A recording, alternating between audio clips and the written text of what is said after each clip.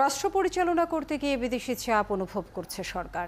এটি মোকাবিলায় মুক্তিযুদ্ধের সপক্ষের শক্তিগুলোকে একসাথে কাজ করার আহ্বান জানিয়েছেন আওয়ামী লীগ সাধারণ সম্পাদক ওবায়দুল কাদের।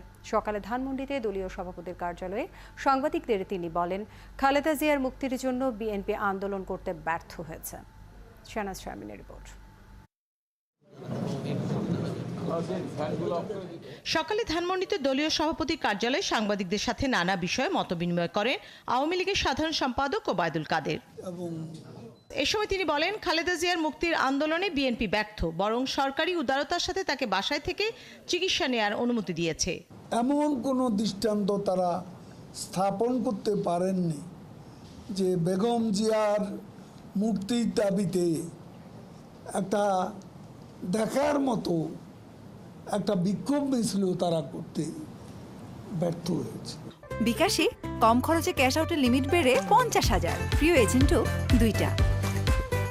উপজেলা নির্বাচনে এমপি মন্ত্রীদের স্বজনরা মনোনয়ন প্রত্যাহার অব্যাহত রেখেছে উল্লেখ করে তিনি বলেন, তার নিজের স্বজন ভোটে দাঁড়ালেও সেখানে তার কোনো হস্তক্ষেপ নেই।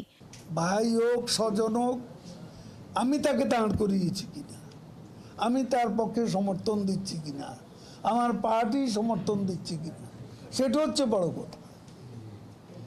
আমি বা আমার পার্টি যদি না থাকে তাহলে কারো বিচ্ছিন্ন প্রয়াসকে এখানে নির্বাচন প্রভাবিত করার বিষয়ে জড়িত করার কোনো সুযোগ নেই।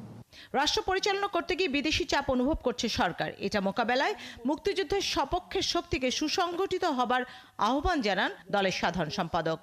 দেশের দায়িত্ব পালন করতে গিয়ে এই চাপগুলো তো আমরাই অনুভব করি।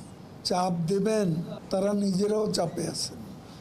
আরব বসন্তের স্পর্শ আটলান্টিকের ওপারে গিয়েও লেগেছে।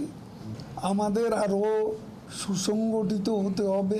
উপজেলা নির্বাচনে যাতে কেউ কোনো প্রভাব বিস্তার করতে না পারে সে বিষয়ে শেখ হাসিনার করা নির্দেশের কথাও স্মরণ করিয়ে দেন ওবায়দুল কাদের। কোনো প্রকার প্রভাব বিস্তার করা যাবে না, প্রশাসনকে প্রভাবিত করা যাবে না। শাহনাজ শারমিন, ৭১, ঢাকা।